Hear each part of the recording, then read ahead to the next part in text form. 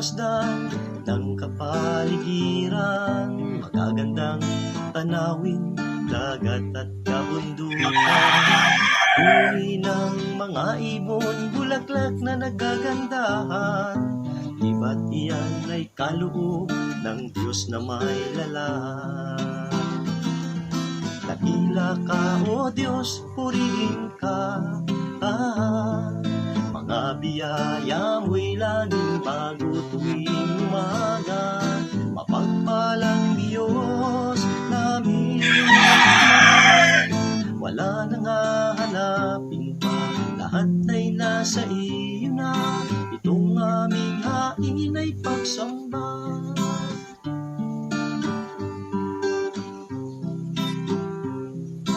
Minsan sa paglalakbay doon sa kabukiran, kumakaway sa hangin mga dahong lutian.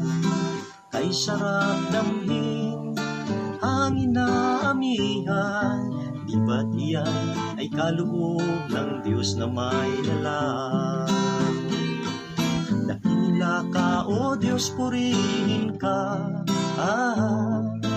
mga biyaya mo'y laging bago tuwing umaga. Mapagpalang Diyos namin Ama, wala nang hahanapin pa, lahat ay nasa iyo na. Itong aming hain ay pagsamba.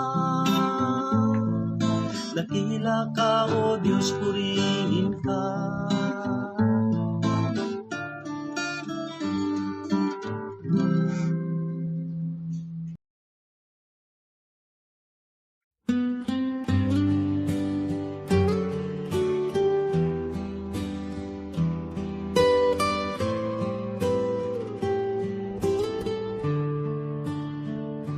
Open the Bible, hear God speak. Truth and life for those who seek. Every word a shining light, guiding us both day and night. It is God's will, clear and true. Search His word to know Jesus too. All the pages testify, Christ the way, the truth, the light. Search the scriptures, read and see. They reveal Christ faithfully. In His name life is given, eternal life, the hope of heaven.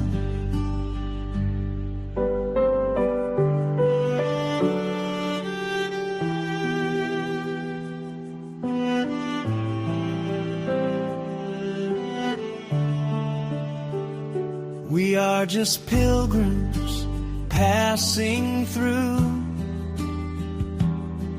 This world is not our final view.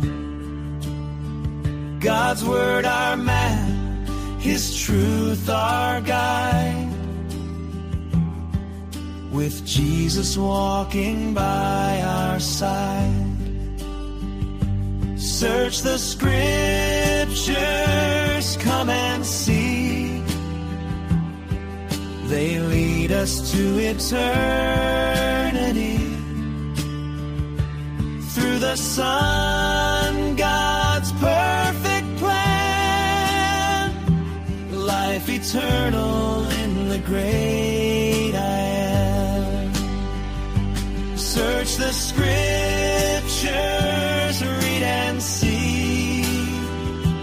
They reveal Christ faithfully. In His name life is given, eternal life, the hope of heaven.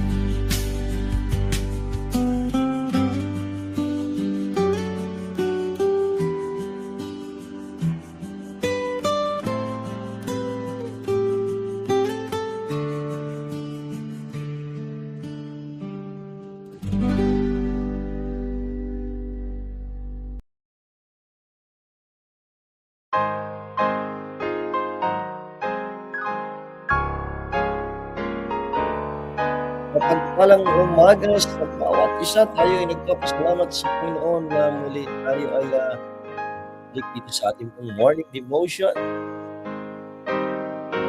Umaga po sa mga umagang nagigising. Good morning kay Benny Bautista. Sa ating mga kapatiran dito at maging dyan po sa Bicol. Good morning.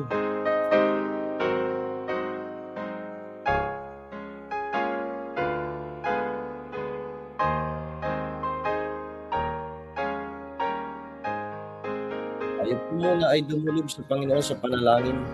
Tayo po ay manalangin na maraming Diyos po ay nagpapasalamat, Panginoon, sa umagang ito. Salamat sa inyong pong kabutihan, sa inyong pong ingat sa buong magdamag.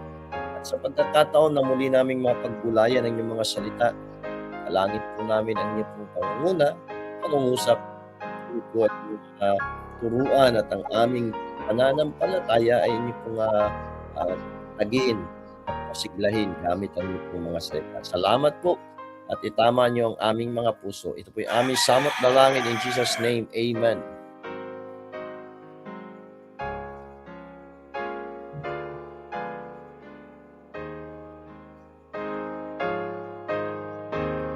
Amen. At magpapaya and Wico. Yan sa Padre Burgos. Magandang umaga po sa inyo diyan. Yung kay Pastor Sunny.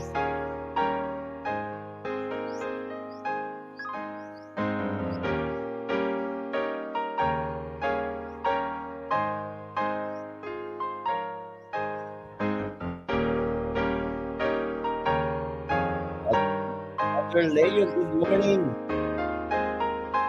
Umaga. Yan sa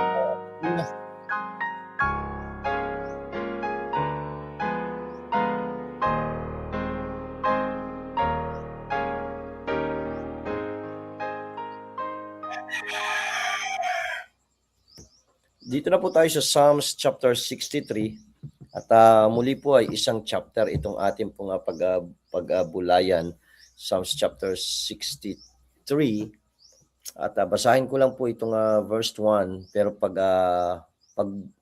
pag-aralan natin yung pong buong kapitulo nitong Psalms chapter 63. Ito po sabi ng Bible, O God, thou art my God, early will I seek thee. My soul thirsteth for thee, my flesh longeth for thee in a dry and thirsty land where no water is. Amen. Ang Diyos po ang magpala sa kanyang mga salita na ating nabasa at ating matutunghayan ngayon po umaga. At pamagatan natin ito na knock down but not knock out. Opo, sa buhay nating mga anak ng Diyos, ng mga mananampalataya, may mga pagkakataon na tayo ay bumabagsak, pero hindi dapat tayo ay na-knock out o yung hindi na makabangon dahil meron tayong Diyos, meron tayong Panginoon na nagbibigay sa atin ng kalakasan at naghahangad na tayo ay makabangon o makapagpatuloy. Kaya marami pong labanan, maraming mga pagkakataon na mabibigat yung atake ng diablo, mabigat ang atake ng kaaway at minsan tayo ay napapabagsak, naiisahan pero dapat hindi tayo na-knockdown, na-knock out. Dapat ay tayo po ay nakakabangon at nakakapagpatuloy. Good morning po kay Sister Edith at Pastor Boyd yan sa Pangil. Kaya yun po, ito yung ating nagginawang titulo dito sa ating pong pag-aaral, knock down but not knock out. Po. At muli po ay ating tingnan sa buhay ni David. Po, itong dito sa chapter na ito ng Psalms, makita natin ano ba yung mga bagay na maaari nating matutunan sa buhay ni David kahit na may mga pagkakataon na siya ay na knockdown pero hindi siya na knockout. Hindi lahat ng labanan sa buhay ni David ay naging matagumpay siya. Opo, hindi lahat. May mga panahon na talo pero hindi siya sumusuko, hindi siya humihinto, bagkus siya nagpapatuloy. Ganun din sa ating pong buhay bilang mga anak ng Diyos, bilang mga mananampalataya, hindi sa lahat ng labanan sa ating buhay tayo ay panalo. May mga pagkakataon na tayo ay talo, pero hindi dapat yun maging dahilan para tayo huminto at hindi na magpatuloy. Kaya dito, knock down but not knock out. At ano po yung una? Number 1, how David longed for God. Paano ba itong si David ay talagang naghangad siya at ninais niya pa rin ang Panginoon. Yung longing niya, yung desire niya ay sa Diyos pa rin. Naandun na siya ay naisahan, natalo, napabagsak. Pero yung kanyang hangarin, yung pangarap niya, yung desire niya, sa Diyos pa rin. Hinahangad pa rin niya at hinahanap pa rin niya ay ang Panginoon sa kanyang pong buhay. Ano sabi doon sa verse 1? How David longed for God. Doon sa verse 1, ang sabi niya kasi, O God, thou art my God. Early will I seek thee, my soul thirsteth for thee, my flesh longeth for thee. Naandun yung pananabik nung kanyang katawan, ng kanyang laman sa Panginoon. My flesh longeth for thee in a dry and thirsty land where no water is. Mapansin po natin, bakit naandun yung pananabik ni David sa Diyos? Kasi una, tingnan natin, nasaan ba siya? Where he was. Ang sabi niya doon sa hulihang bahagi, in a dry and thirsty land. In a dry and thirsty land where no water is. Ibig sabihin, nasa wilderness itong si David nung panahon na ito. Kaya ganun na lamang.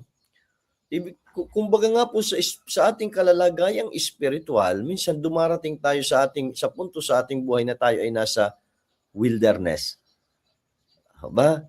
Nandun tayo sa wilderness na bahagi ng ating pong buhay at doon sa panahon na iyan, tayo ay naandun yung dry yung ating spiritual life, dry yung ating service sa Panginoon at naandun, ang sabi niya dito, my flesh longeth for thee in a dry and thirsty land where no water is.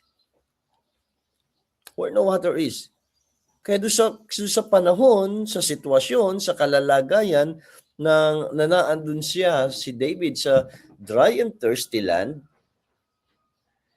ang kanya pa rin kinasasabikan, hinahangad, ay ang Panginoon. Di ba? Alam po, kapag ang tao ay nakaranas ng pagkauhaw sa tubig, nananabik siya sa tubig. Pagka nakaranas siya ng pagkagutom, nananabik siya na makakain. At alam niyo po, pag tiningnan natin sa ating pong buhay sa ngayon, ano ba yung kinasasabikan natin? Ano ba yung hinahangad natin? Kaya minsan kung ano yung pananabik ng tao, yun yung kanyang pinagsusumikapan na makamtan. At dito, ang longing ni David ay ang makasama ang Panginoon. Ito yung kinasasabikan ni David ay ang kanyang Diyos. Marahil ay hindi na kagaya nung dati yung kanyang pagsamba sa Panginoon, yung kanyang relasyon sa Panginoon, yung init ng kanyang puso sa Panginoon. Kaya ito yung kinasasabikan niya. Kaya kung ating titingnan, balikan natin sa ating mga personal na buhay, sa ating pong buhay, kumusta yung ating pong relasyon sa Kanya? Di ba? Kumustahin natin yung ating sarili. Nananabik pa rin ba tayo sa ating Diyos o yung ating Christian life ay naging routine na lang na kapag araw ng linggo, kasi alam nating linggo pupunta sa church, pero wala na yung pananabik na tayo ay kausapin ng Diyos, na tayo ay turuan ng Diyos, na tayo ay palaguin ng Diyos at tayo ay makapaglingkod sa Diyos. Kaya nga sabi ko nga nung nakaraan kahapon, di ba?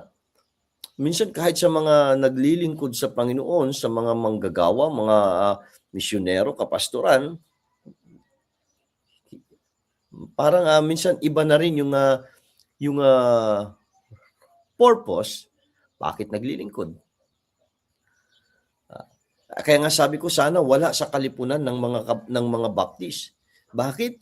May mga grupo na ang dahilan bakit nagsusuko ng buhay, Bakit mag-aral sa paaralan ng Biblia at magasuko ng buhay at magpastor, maglingkod sa Diyos para maging kabuhayan o hanap buhay?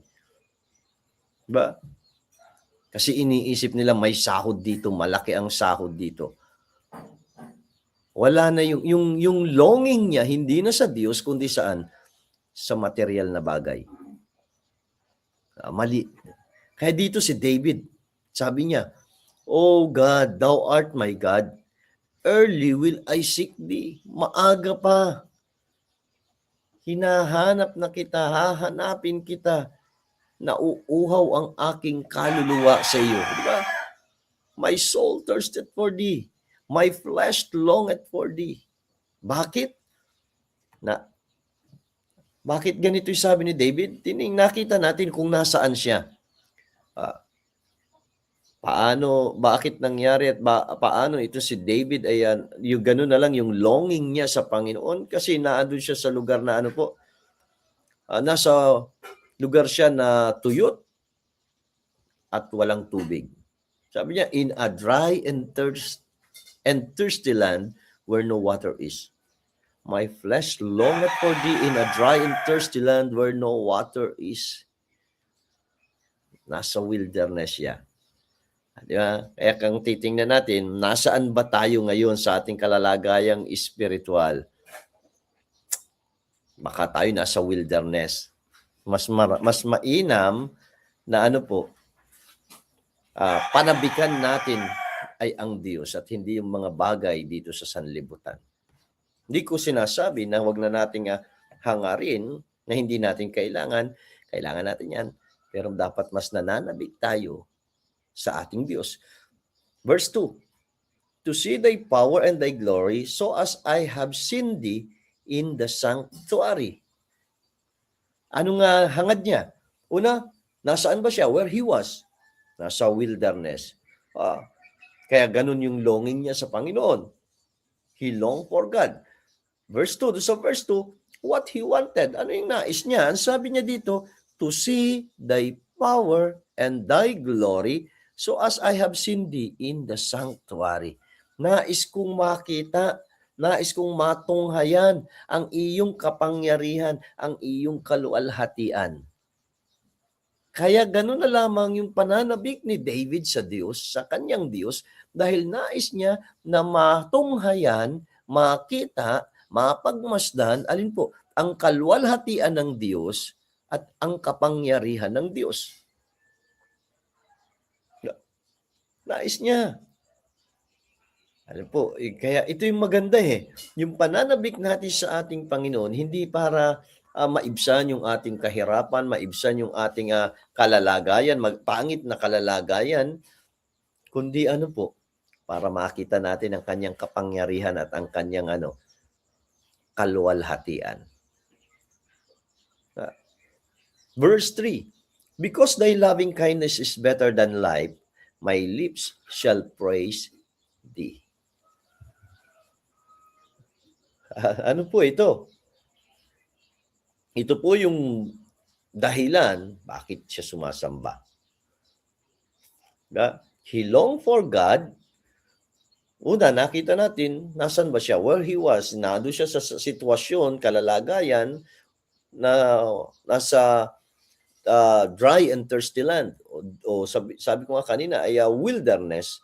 At anong hangad niya? What he wanted to see the glory and power of God. Why he worship? Bakit siya sumasamba? Ang sabi niya doon sa verse 3, "Because thy loving kindness is better than life. My lips shall praise thee." Sinasamba niya ang Diyos, pinapupurihan niya ang kanyang Diyos dahil po saan?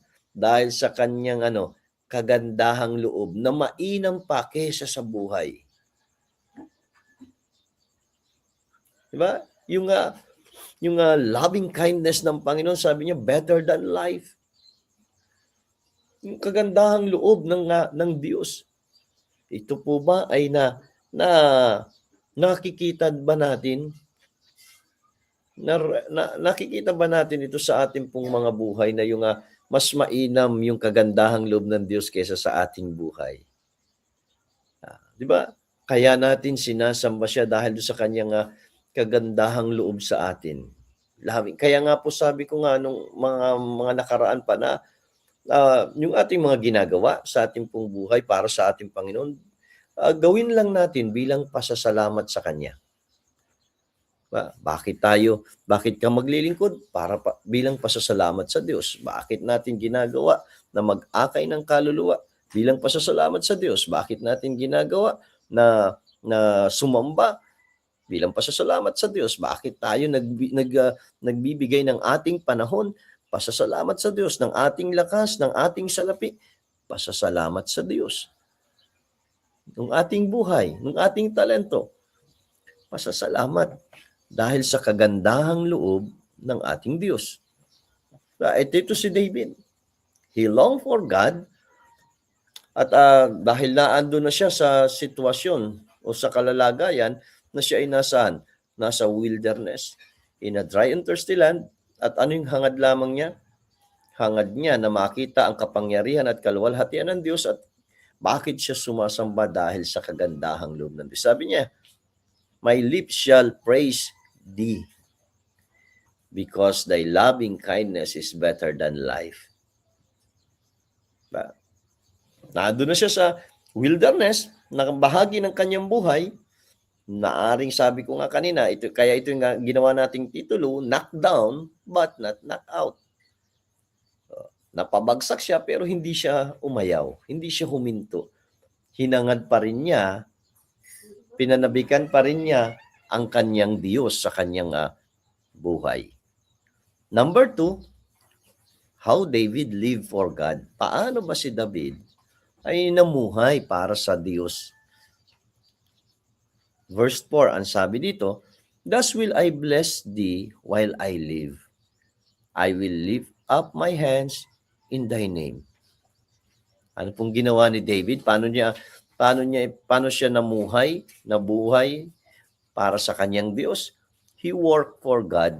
Naglingkod siya. Sabi niya, thus will I bless thee while I live. I lift up my hands in thy name. Di ba? Yung sinabi niya ng I lift up my hands in thy name, ibig sabihin, ginamit niya ang kanyang kamay, ginamit niya ang kanyang katawan, ang kanyang kakayanan, ang kanyang lakas para paglingkuran ang Diyos. He worked for God. Diba? Kaya nga po kung ngayong ating pong mga ginagawa sa ating pong buhay, isipin lang natin na ito ginagawa natin para sa paglilingkod sa Panginoon, pagbubutihin natin. Paghuhusayan natin kasi para sa Panginoon. Ginagawa natin para sa ating Diyos. Hindi sa kanino man. Diba? He worked for God. Verse 5, my soul shall be satisfied as with marrow and fatness, and my mouth shall praise thee with joyful lips. Ano pa po? How David lived for God. He worked for Him, he worked for his God, and he witnessed to God. Ang sabi niya my soul shall be satisfied as with marrow and fatness, and my mouth shall praise thee with joyful lips. Ginamit niya yung kanyang mga labi para magpatotoo para sa kanyang Diyos. Ba? Pinagpapatotoo niya yung kabutihan ng Diyos, yung kagandahang loob ng Diyos, yung biyaya ng Diyos, yung habag ng Diyos sa kanyang buhay. He witnessed sa kanyang Diyos. At ito rin po tayo bilang mga anak ng Diyos. At hindi po nga, at tayo rin po yung magpatutuo ng kabutihan ng Diyos sa ating pong buhay. Mag-witness tayo. Minsan, mas naipipresent ng tao, naipipresent natin yung ating kagalingan, yung ating kahusayan, yung ating mga katagumpayan, at hindi na yung kagalingan ng Diyos.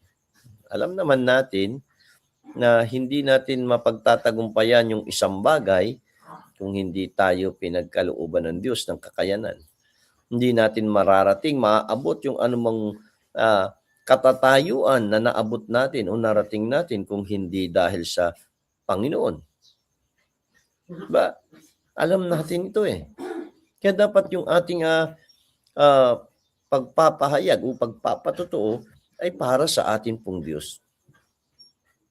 So, itong ginawa ni David, he worked for God, he witnessed to God.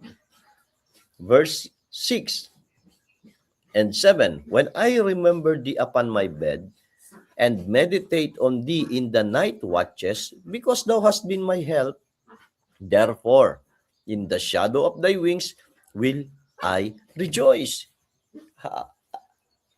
Ano po? Paano si David nabuhay? Paano siya namuhay sa kanyang Panginoon? Yung kanyang spiritual life. Kaya ito po para bang ganito pala dapat yung ating gawin. Yung sa ating buhay, sa ating spiritual life. Una, kagaya ng ginawa ni David, he worked for God. Di maglingkod din tayo sa Panginoon. Pangalawa, he witnessed to God. Ipahayag din natin ang ating Panginoon, ang ating Diyos. Pangatlo, he waited for God. Kasi sabi niya, when I remember thee upon my bed and meditate on thee in the night watches, ano po, hanggang gabi, naando siya, naghihintay siya para sa kanyang Diyos. Because thou hast been my help, therefore, in the shadow of thy wings will I rejoice. Ba? Tayo po'y maghintay sa ating pong Panginoon. Ano po, may pangako ang Panginoon Nangako na siya ibabalik. Nangako siya na tayo ay ipaghahanda ng dakong kalalagyan at siya ibabalik pagkatapos na tayo na ipaghanda. Di maghintay tayo at habang tayo naghihintay sa ating Diyos, di maglingkod tayo. Ano po, nakakainip maghintay kung wala kang ginagawa. Di mas mainam na habang naghihintay ka sa pagbalik ng Panginoon, sa pagbalik ng ating Diyos, ay di maglingkod tayo. Ano po, walang sayang kung ginagawa natin para sa Panginoon. Hindi sayang yung panahon, hindi sayang yung lakas, hindi sayang yung talento, yung kakayanan, yung abilidad, yung salapi. Kung yan ay nagamit, ginawa natin para sa ating Diyos. Bakit hindi sayang? Dahil lahat naman ng ating ginagawa para sa Kanya, ito po'y kaya niyang suklian o kaya niyang ibalik. At higit pa sa ating naibibigay para sa Kanya. Yung lakas na nagagamit natin para sa Kanya, kaya niyang ibalik ng higit pa sa lakas na naibigay natin. Yung salapi na naibibigay natin para sa Kanya, kaya niyang ibalik ng higit pa. Kung maalala natin sa buhay ni Job, di ba? Pinahintulot ng Diyos na maalis lahat yung kanyang mga kayamanan. Pero ibinalik ng Diyos kalaunan ng doble. Diba? Ano pong gagawin natin? Habang tayo naghihintay sa pagbalik ng Panginoon, minsan tayo natatakot tayo kagaya ng mga nangyayari, yung mga digmaan at nagkakaroon ng mga krisis, nagkakaroon ng mga suliranin, na nangangamba ang tao, natatakot ang tao, ba't hindi na lamang natin na hintayin yung pagbalik ng Diyos, yung pagbalik ng Panginoon at siyang mag-resolba doon sa mga suliranin na yan. Hindi naman natin kontrolado. Hindi natin kontrolado yung buhay ng ibang tao, hindi natin kontrolado yung nangyayari. Ang kaya lang nating kontrolin, sarili natin. Ay di ang gawin na lang natin, hintayin natin ang pagbalik ng Panginoon. Habang hinihintay natin, patuloy lang tayong maglingkod, patuloy lang tayong gumawa ng mabuti at ipahayag siya sa ating kapwa. Hindi lang yan. Verse 8. My soul followeth hard after thee, thy right hand upholdeth me. Diba? How David longed for God, he worked for God, how David lived for God. Una, he worked for God, he witnessed to God, he waited for God. At dito sa verse 8, nung sinabi niya, my soul followeth hard after thee. Ano po ito? He walked with God. Pero alam niyo po yung paglakad, pamumuhay sa Panginoon, yung pamumuhay ng makadiyos na pamumuhay, kagaya na sinabi ni David, sabi niya, my soul followeth hard after thee. Hindi ito madali. Bakit? Naandito tayo sa mundo na makasalanan. Kabi-kabila ang kasalanan. Kaya hindi madali na mamuhay ng makadiyos na pamumuhay. Ang daigdig ay marumi, ang mundo ay madilim, ang mundo ay bulok, pabulok. Kaya yung mga nakikita natin sa mga reklamo minsan ng karamihan, minsan kapatid Kristiyano na reklamo sa mga politician na corrupt. Alam niyo po, wala na tayong magagawa diyan dahil nandito tayo sa daigdig na bulok at patungo na sa pagkabulok. At maging ang tao corrupt. Anak man yan ng Diyos o hindi, mananampalataya o hindi, Kristiyano o hindi, dahil sa ating pong kasalanan. Dahil tayo makasalanan. Kaya nga yung pamumuhay ng makadiyos, hindi madali ito. Kaya sabi ni David, my soul followeth hard after thee. Diba? Kaya pinagbubuti niya Sumusunod ako ng mainam sa inyo. Bakit hindi madali? Sabi niya, thy right hand upholdeth me. At ano po yung nagiging ang nagiging help ni David? Ang Panginoon. Sabi niya, thy right hand upholdeth me. Inaalalayan ako ng iyong kamay. Kung kaya tayo nagagawa natin, yung mga bagay na nagagawa natin sa ngayon, hindi dahil sa sarili nating kalakasan, kundi dahil sa pag-alalay ng Diyos sa atin. Kung bakit tayo ay nakakapagpatuloy, na sumunod sa Panginoon, hindi dahil sa ating kalakasan, kundi dahil sa pag-alalay sa atin ng Diyos. Inaalalayan tayo ng ating Panginoon. Ito sabi ni David. Kaya paano siya namuhay para sa kanyang Diyos? He walked with God. Diba? He worked for God, he witnessed to God, he waited for God, and he walked with God. Namuhay siya ng makadiyos na pamumuhay. Namuhay siyang kasama ang Panginoon. Sinikap niyang mamuhay sa biya ng makadiyos na pamumuhay, ng matuwid na pamumuhay. Number 3. Kaya nakita natin, na maging nabasa na rin natin sa buhay ni David kung paano siya ay bumagsak, lalo na nung panahon din na nagkasala siya sa Diyos kay Bathsheba at kay Uriah nung pinapatay niya si Uriah. Kaya parang ito yung yung knockdown siya pero hindi naman siya na knockout. Bumangon siya at nagpatuloy. Kaya dito sa pagkakataong ito, nakita natin yung longing niya, how David longed for God and how David lived for God. And number 3, how David looked for God. Ang sabi niya doon sa verse 9, but those that seek my soul to destroy it shall go into the lower parts of earth. They shall fall by the sword, they shall be a portion for foxes. Mapansin natin, how David looked for God. He looked for God, he looked for God's victory sa kanyang buhay. He looked for victory. Sabi niya doon sa verse 9, but those that seek my soul to destroy it shall go into the lower parts of earth. Yung mga naghahangad ng masama sa aking buhay, alin po, yung mga kaaway, anong sabi niya? Meron na ang kanilang bahagi ay sa pinakamababang bahagi ng mundo, ng lupa. Ano po? Yung kanyang mga kaaway, yung mga umaaway sa kanya, ano po? Ay mawawasak, mapapahamak. At ito yung tinitingnan ni David sa kanyang Diyos, sa kanyang Panginoon, yung katagumpayan na manggagaling at ang Diyos ang magbibigay. Kaya sabi niya, but those that seek my soul to destroy it shall go into the lower parts of earth.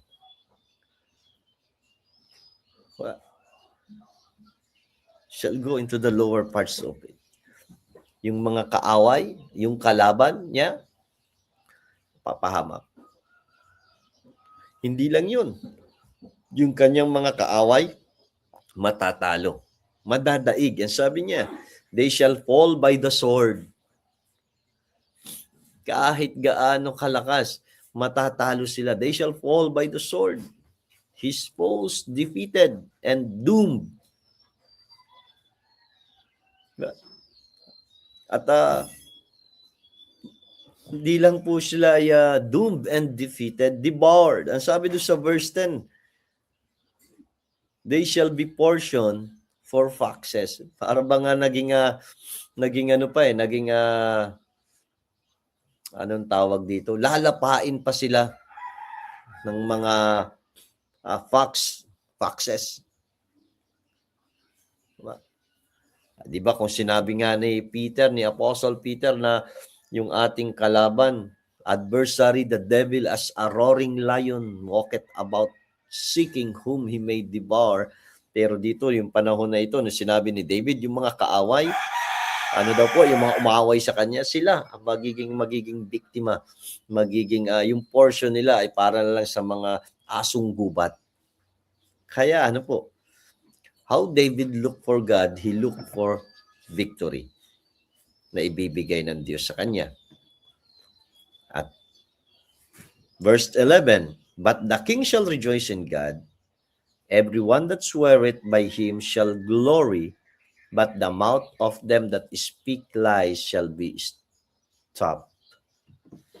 He looked for vindication. God's vindication. Alam niyo po, wala namang iba talaga magtatanggol sa atin ng mga anak ng Diyos kundi ang ating Diyos. Kaya nga sinabi na niya na anumang mangyari, anumang gawin sa inyo, huwag kayong gaganti. Akin ang pagganti. At ito ang gagawin ng Panginoon. Sabi niya, everyone that sweareth by him shall glory.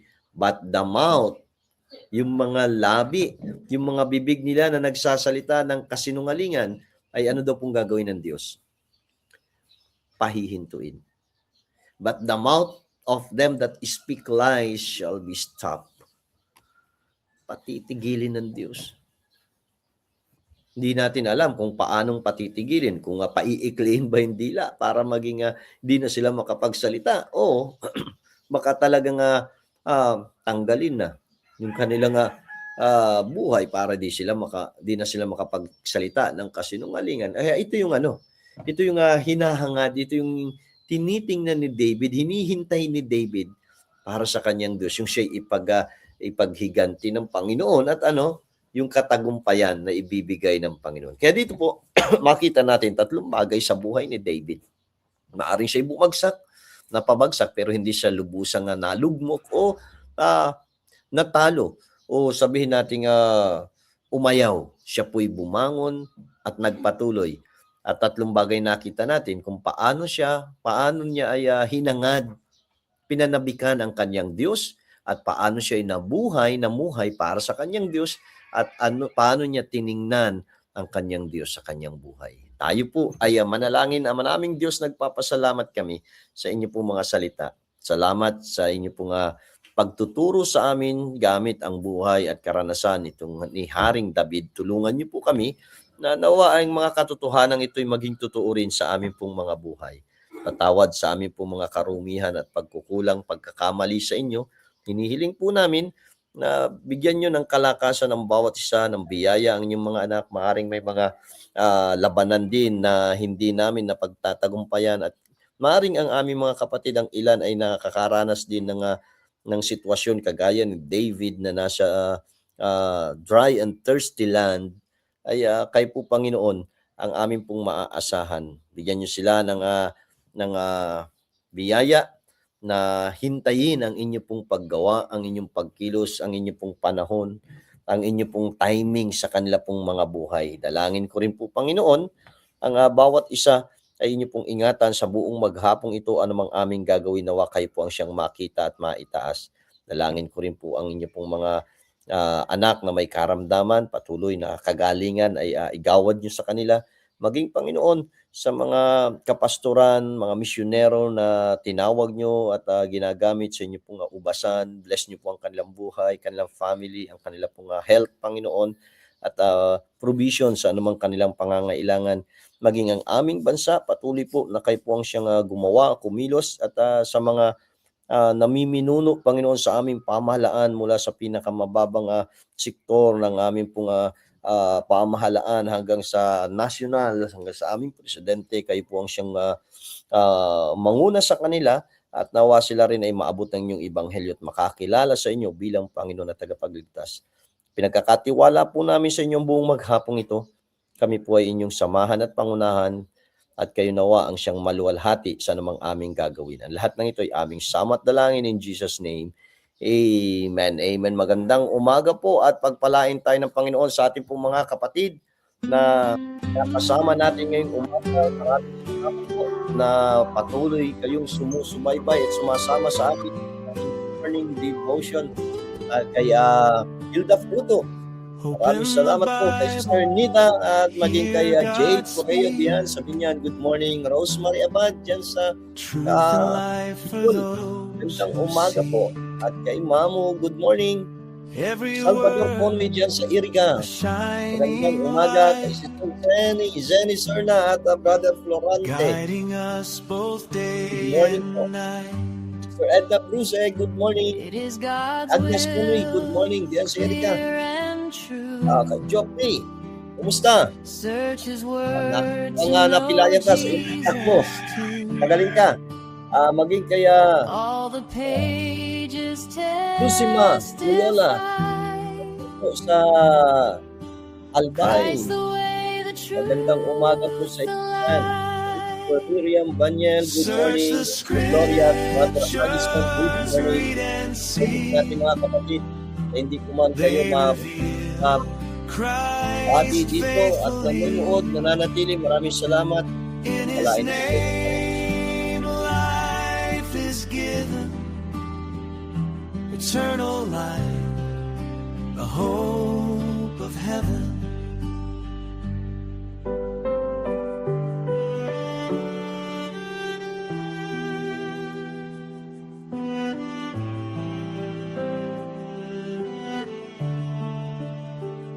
We are just pilgrims passing through. This world is not our final view. God's word our map, His truth our guide. With Jesus walking by our side. Search the scriptures, come and see. They lead us to eternity. Through the Son, God's perfect plan. Life eternal in the great I am. Search the scriptures.